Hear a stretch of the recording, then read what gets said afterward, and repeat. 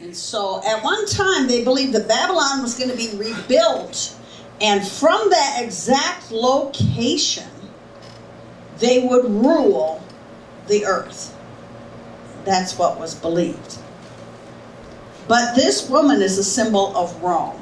So I want you to keep that in the back of your mind, okay?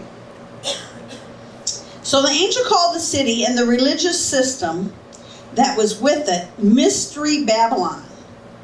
And in verse 5 it says, Babylon would rise again through the influence of powerful demonic spirits. So, just so it doesn't say that, but that's what it means. They will rise from the bottomless pit.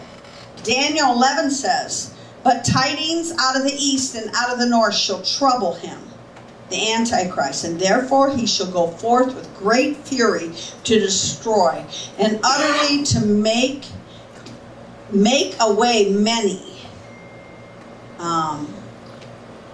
Actually, it's going to be great destruction. Great destruction come on this area.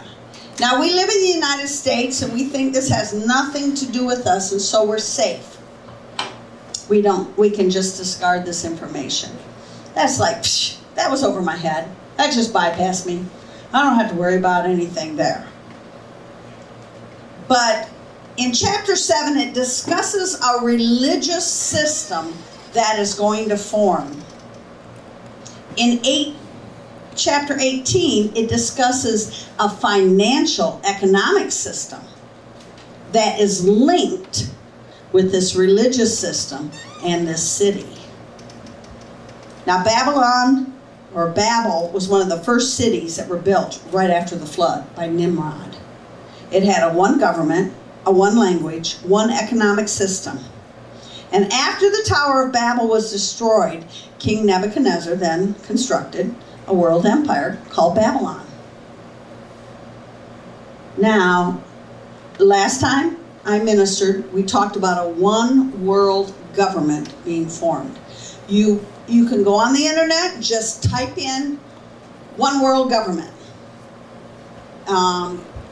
one world system, new world order. You can type those names in and it comes up, and you can see President Bush Sr. talking about it, President Bush Jr. talking about it, other presidents. You can see Hillary Clinton, Congress members discussing it. It is very openly discussed in the UN that we are going to need a one world ruling system. And it needs to be in divisions. And last time I showed you the map of dividing territories and dividing systems, North America, South America, and Asia, and Russia, and different parts that would have their own king or their own ruler, but they would answer still to one system. I hope I'm explaining this well. So, this harlot city is a religious system. But when you begin to look at chapter 18, you will swear, you will go like, whoa, that is New York City. They're talking about the stock market, which runs everything globally. How does that fit in here? Or that is the UN, or that's the European Union, or that's that new system that's forming in Europe. It's going to swing your opinions all over the place. So anyways, there was Babel was destroyed, the Tower of Babel. Nebuchadnezzar rose Babylon into a world empire. You know that he kidnapped the Jewish people. He took Shadrach, Meshach, and Abednego. He took Daniel hostage. They moved into Babylon. And the Babylonians did a lot of destruction, but so did the Romans. And they led them into slavery. Both empires destroyed the temple. The Babylonians destroyed one, the Roman Empire destroyed another. We're waiting for temple number 3.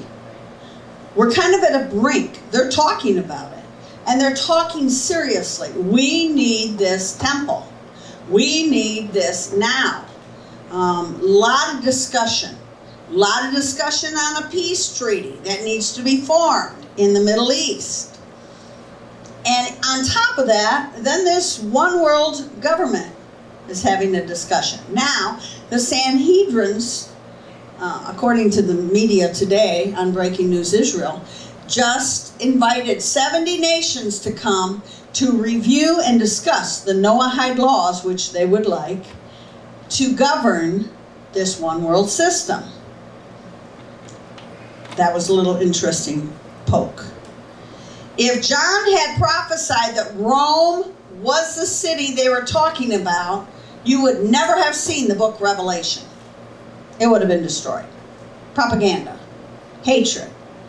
So he calls it what God calls it. Mystery Babylon. You figure it out.